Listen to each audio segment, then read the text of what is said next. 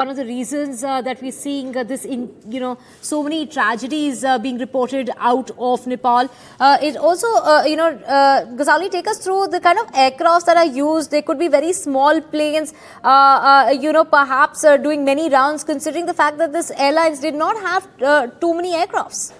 Yes, this was a short distance. Say the flight was to cover a very short distance of less than an hour from Kathmandu to Pokhara, and perhaps these are the small flights or small capacity, sitting capacity flights which are operating from the Kathmandu International Airport. Beyond that what could be the reason, or whether it is it was a small distance flight and that is why a short duration flight, that why it caught fire, can't be said as of now. No speculations as of now, but the airport safety, or say the flight safety, is certainly one thing which is concerning in Nepal, going by its track record of accidents every year. And Vishnu also mentioned a number of accidents which have been reported in the last 12 months from Nepal, and some of them had a similar nature of occurrence, or the occurrence or the reason of the accident were of similar nature, that flights was carrying fire mid-air, or while taking off, or while landing at the airport. So as far as the quality is concerned, the Nepal's aircrafts have been sort of carrying passengers and cargo as well to far-flung areas in the world. So it certainly has to do with the flight safety and the safety measures at the airport, which perhaps could have led to this accident. Right, high terrains are difficult, of course, and to top that, of course, also when it comes to the facilities and the equipment, when we talk about the planes in Nepal, considering they're not very new, Ghazali, as from what reports are suggesting, and which is why we've seen an increase in the plane crashes that are being reported. And let's just get you an update here that from what is being reported is at least 68 plane crashes have been reported since 1955. 44 of those crashes have been deadly, and this does not include this plane crash that has taken place in Kathmandu. It has taken place just very close to the runway at the international airport. There you can see visuals of that plane just about taking off and then crashing very, very close to the runway. We have visuals coming playing out on our screens right now of that flight just about taking off, just a few meters, hadn't really taken off properly, and then crashes just very, very close to the runway. Yeah, so it's too early to say what exactly went wrong over there. I can tell you that the aircraft was a CRJ-200 aircraft. This is a Canada regional jet aircraft. It's a family of aircraft used around the world. It's a 50-seater aircraft. It's a twin-engine jet aircraft. It was on a flight between Tribhuvan International Airport in Kathmandu and Pokhara. As we've been discussing earlier on, this airport and indeed Nepal has an appalling safety record when it comes to flight safety. Just a cursory look at their air safety record indicates a number of crashes virtually every year, whether it's helicopters or fixed-wing aircraft like this across the country. However, at this juncture, there are too many factors to actually get into to look into what may have caused that crash.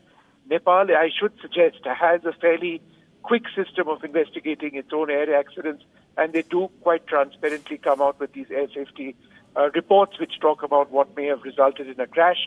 In this particular case, we do not know. As you mentioned, the aircraft appears to have climbed just a little bit before it plummeted down. I can tell you that this particular airport is a tabletop airport. Landing on this airport is difficult. This, of course, was a different situation. It was taking off. For whatever the reasons were, perhaps the aircraft didn't generate enough thrust on its engines. Perhaps the flap settings were wrong. Perhaps there was a pilot error. Perhaps there was a mechanical error. The digital flight data recorder, which this aircraft is equipped with, and given the fact that the wreckage is so close to the periphery of the runway, that should be recovered. And the last moments of the crash, not just the audio of the pilots, but also the data from the aircraft itself and various systems on board should be available to investigators, hopefully, to sort of figure out what went wrong. Vishnu, given the terrain and the unpredictable weather, especially during the monsoon season, are there just some specific kind of planes that are allowed in this region? Airport wide-body, commercial aircraft, including Airbus A330s, are used. I believe 777 flights have also taken place. So It's not really about the airport in this particular case. It is about the circumstances of the crash, which we don't really know anything about. This was on its takeoff run. The CRJ is it's an excellent aircraft around the world. It's used very, very commonly. But what exactly happened, I realize everybody wants to know, but frankly, at this stage, it could take days, weeks, perhaps even months for a safety experts to come to some sort of conclusion. But yes, in other parts of Nepal, there are a lot of destinations served only by helicopter. There are other destinations where small propeller-driven turboprop aircraft operate. We've seen crashes of different types of aircraft in Nepal for all sorts of reasons. Mechanical error, pilot error on several occasions, including a horrific one last year in which 70 plus people lost their lives when a pilot accidentally shut down, or effectively shut down, the engine with the aircraft stalling and then crashing on a flight to Pokhara. In fact, this aircraft was on its way to Pokhara today. Vishnu, is this one of the planes that needs a shorter takeoff and landing airfield? It has a very robust short takeoff and landing performance. But in this particular case, Tribhuvan International Airport has a long runway, which, as I mentioned, can cater for wide-body commercial aircraft, including the Airbus A330. That is in use by Royal Nepal Airlines as well. So it's not the length of the runway in this case which would be a factor. It would be other reasons, including, as I mentioned, a variety of reasons which investigators would be looking at. Let me repeat some of those reasons. Possibly a pilot error, mechanical defect, an engine defect, or some strange weather phenomena which prevented the aircraft from actually gaining altitude. But that seems quite unlikely because it's not as if the CRJ-200 is an underpowered aircraft. Not at all. Right. Vishnu, they're explaining to us that the kind of airlines this was, the kind of aircraft this was that has crashed at the international airport just minutes after it was trying to take off. So it was a very, it was extremely soon after takeoff when 19 people on board that flight, a flight that has crashed at the international airport of Kathmandu, a flight that was to take off for Pokhara. We have Ghazali with us. Ghazali, take us through, it is the monsoon season. What were the weather conditions like? Any report on visibility levels? Also, in regard to this plane, if you could explain to us, and also definitely also any update as far as those on board are concerned. We do know that 5 people so far have lost their lives. Yeah, as far as the status of those who were on board, what we can pick up right now is that 18 bodies have been recovered. Out of the 19 were on board.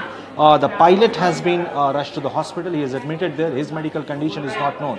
So we can confirm, as per the local reports, we can confirm that out of those 19 who were on board, the body of 18 people have been recovered. The fire has been put off there by the firefighting team. And also the rescue operation is still going on at the site right now.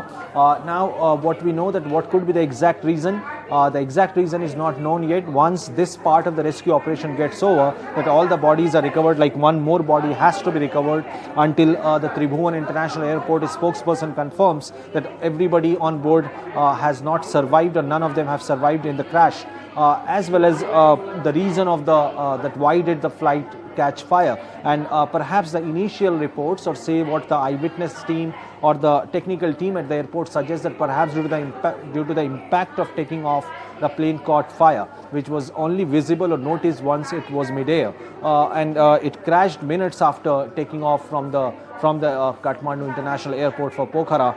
And we don't know yet that the weather condition, as per the official spokesperson and as per the local reports, was quite normal.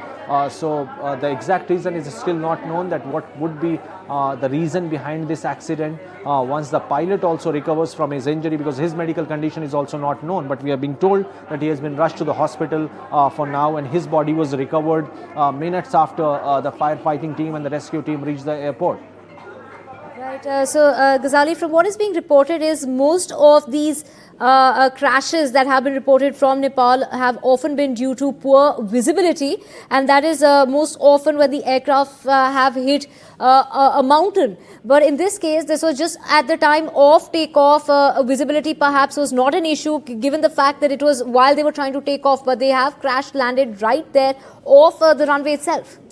See, barring this particular incident, what the track record suggests is that the airlines over there in Nepal has been plagued by poor safety due to insufficient training and maintenance. So flight safety is certainly an issue, but whether that was the reason why this accident took place, we can't speculate on that until the official reason is shared by the Tribhuvan International Airport officials, that what was the possible reason there. As far as the flight safety and the quality is concerned, we know that the European Union has banned the Nepal carriers moving into their country. So certainly flight safety or the safety standard is one issue which Nepal has been struggling with for the last couple of years. And on an average, if you see the track record of the air crashes or the incidents of air crashes which has taken place in Nepal, it's on an average one air crash or the plane crash or the plane accident, let's say on a broader term, has been reported from Nepal every year. So perhaps in this particular incident, whether the weather was an issue, whether the visibility was an issue,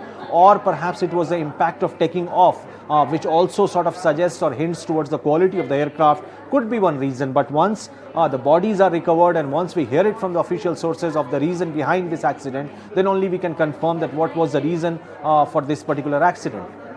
Ghazali, traveling by road is not even considered a very safe option when it comes to Nepal. Many accidents, many deadly accidents have been reported as well. So, especially when it comes to the tourist season for tourists, how does one really travel to Nepal, considering the fact that the local planes are not very safe, and even traveling by road is not very safe?